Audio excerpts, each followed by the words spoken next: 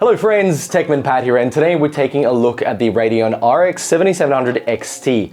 This is an interesting card. Its arrival was met with some excitement, and the design is very flexible, providing you choose the right case and you're potentially building a smaller PC if you do end up choosing this card. So let's kick off a quick overview and then finish off with some benchmarks on our wall-mounted PC over here because I lack table space.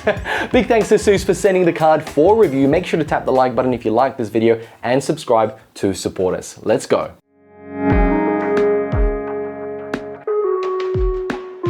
ASUS updated its AMD Radeon graphics card lineup with the introduction of the Radeon RX 7800XT Dual OC and the RX 7700XT Dual OC, the one we have here today. What's interesting is that the company only had the Tough Gaming Series custom designs of the two GPUs at their early September 2023 launch, and in turn ASUS still lacks any ROG Strix series products based on these RX 7800, RX 77 and the RX 7900 series. The two new Dual OC cards are positioned below the Tough Gaming product lineup and share a common board design with the RX 7800XT Dual OC and the RX 7700XT Dual OC. So, the new Dual OC common board for the RX 7700XT is just about 2.2 slots thick. It is 27.9 centimeters long and 13.39 tall, which surprisingly is just a little bit taller than what you would call a full-size height card. Its cooler features an aluminium thin stack heatsink, which is ventilated by 200mm axial tech fans, backed by dual ball bearings, webbed impellers, and an idle fan stop, which is great because there's no point using power and having noise made if you're not using the card. The card draws power from its two 8-pin power connectors right here, and they are pointed vertically and right at the back. With its OC mode, which is only enabled via the software, the RX 7700XT Dual OC offers 2239 MHz game clock and 2599 MHz boost clock. Now, if you turn that off, the reference clocks are 2171 for the game clock and 2544 for the boost clock on that mode. On the software side, ASUS has implemented enhancements in its model to facilitate slightly higher boost clocks compared to the standard versions of these GPUs. Both GPUs are based on the RDNA 3 architecture, which is a little bit old at this point.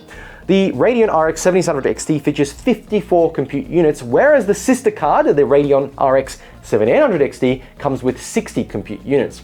The memory configuration differs between the two, also with the 7700XT coming in at 12 GB of GDDR6 memory and the 7800XT boosting 16 GB of GDDR memory. Now, both these cards are targeting the 1440p gaming market, and to be clear, I have had a hard time trying to find where you can purchase this card in Australia. They're supposed to retail for around 800 Australian dollars for this one right here, and $900 for the RX 7800XT. And really the only reason you'd be buying these is probably for the increased clock speed and the size difference, because at the end of the day, they're almost the same as the predecessor with some slight improvement. Lastly, before we jump into some benchmarks, I have to again point out the issues with the AMD software. It's still buggy, and I bet Windows 11 updates do not help. But this is not the fault of ASUS, just like it wasn't the fault of ASRock the last time we checked out the 7000 series.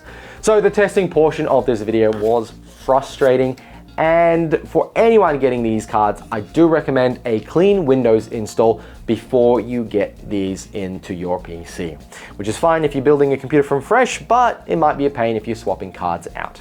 Let's kick it with the benchmarks.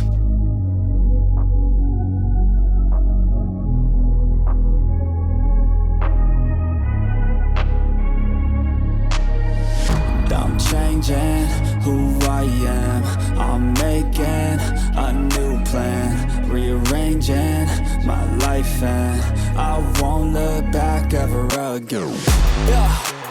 You ain't see me activated, you better hope that you never see me agitated. I think about my actions, plan them out, evaluated. That's how I end up. So there you have it, the ASUS Radeon RX 7700XT Dual OC is a good addition to the lineup.